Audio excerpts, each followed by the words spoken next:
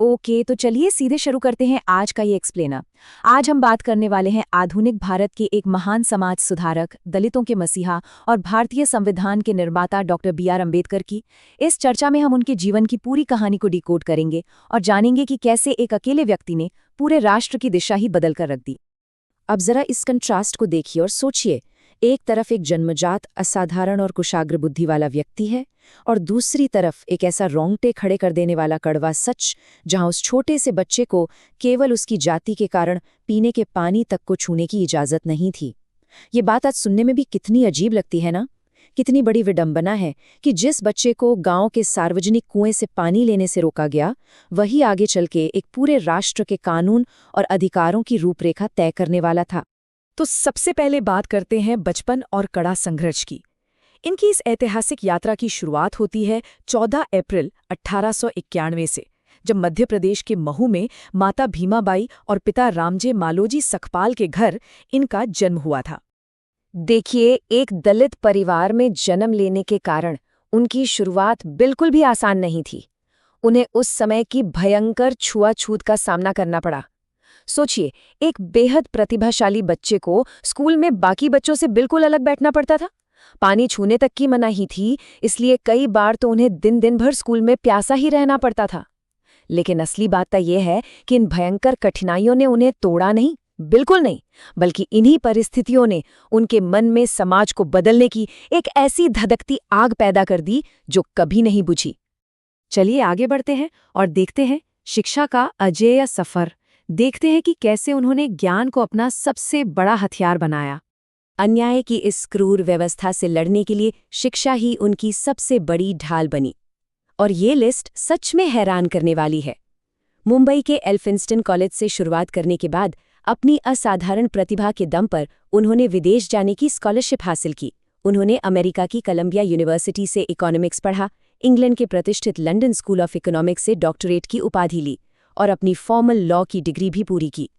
दुनिया भर में हासिल की गई इन ऐतिहासिक सफलताओं ने उन्हें उस समय भारत के सबसे ज्यादा पढ़े लिखे और विद्वान नेताओं की कतार में सबसे आगे खड़ा कर दिया। और इसी शानदार सफर के बीच उभर कर आता है उनका ये बेहद प्रभावशाली विचार, शिक्षित बनो, संगठित रहो, संघर्ष करो। ये सिर्फ एक नारा नहीं था, बल्कि ये वो अल्टीमेट मंत्र था जिसने उनकी खुद की पूरी यात्रा को ऊर्जा दी। ये विचार उनकी उस बेजोड़ शिक्षा और उनके आगे आने वाले सामाजिक आंदोलनों के बीच एक मजबूत पुल का काम करता है। अब हम पहुंचते हैं उनके समानता के लिए बड़े आंदोलन की तरफ। यहां से एक्शन असल में शुरू होता है। जब वे इतनी बड़ी डिग्रियां लेकर भारत लौटे तो वे चाहते तो अपने लिए एक बेहद आरामदायक जीवन चुन सकते थे, लेकिन उन्होंने ऐसा नहीं किया। इसके बजाय उन्होंने दलितों और गरीबों के बुनियादी मानवाधिकारों के लिए एक मजबूत लड़ाई छेड़ दी।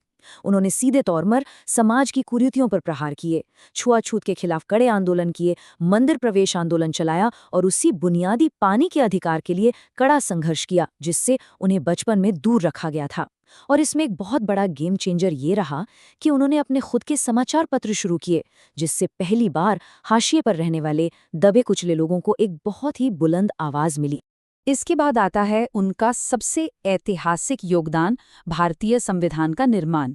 आज़ादी मिलने पर उन्हें सीधे ड्राफ्टिंग कमेटी का चेयरमैन बनाया गया।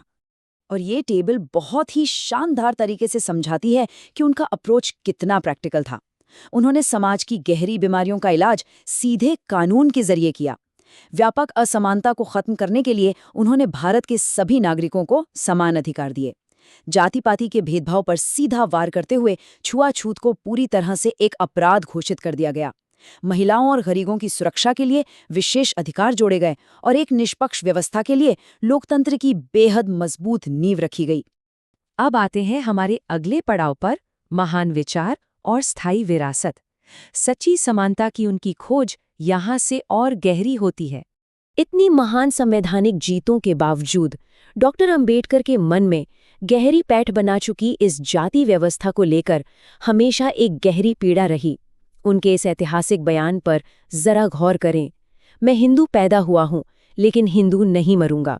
अगर हम इसे निष्पक्ष नजरिए से देखें तो ये केवल एक लाइन नहीं थी, ये उस पूरी जाति व्यवस्था की स्पष्ट अस्वीकृति थी जिसके खिलाफ उन्होंने अपनी पूरी जिंदगी संघर्ष किया था। अब जरा इस टाइमलाइन पर एक नज़र डालिए। 1947 में वो संविधान की ड्राफ्टिंग कमेटी के अध्यक्ष बने। फिर 14 अक्टूबर 1956 को एक बहुत बड़ा ऐतिहासिक कदम उठाते हुए उन्होंने और उनके लाखों अनुयायियों ने एक साथ बौद्ध धर्म अपना लिया। ये दुनिया के इतिहास के सबसे बड़े शांतिपूर्ण धर्म परिवर्तनों में से एक था।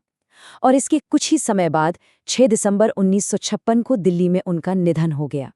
आज भी मुंबई की चैत्य भूमि में करोड़ों लोग उन्हें श्रद्धांजलि देने आते हैं। तो आखिर में उनकी सिखाई हुई बातों का निचोड़ क्या निकलता है? यही कि शिक्षा वाकई में दुनिया का सबसे बड़ा हथियार है। हर एक इंसान, चाहे वो किसी भी बैकग्राउंड से हो, पूरी तरह से बराबर है।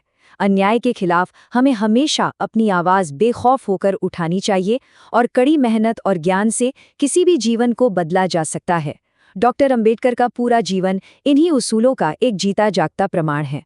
खैर, इसी गहरे विचार के साथ अब हम इस एक्सप्लेनर के अंत पर आ गए हैं। जाते जाते आपके लिए एक बहुत ही महत्वपूर्ण सवाल। आज के इस आधुनिक समय में हमारे सामने जो नए तरीके के अन्याय मौजूद हैं, उनसे लड़ने के लिए हम डॉक्टर अंबेडकर द्वारा दिए गए शिक्षा और संवैधानिक अधिकारों के इन अचूक हथियारों का उपयोग कैसे कर सकते हैं? ज्ञान की ताकत और एक जागरूक नागरिक की भूमिका पर गहराई से विचार जरूर कीजिएगा। इस चर्चा में हमारे साथ जुड़ने के लिए आपका बहुत बहुत धन्यवाद।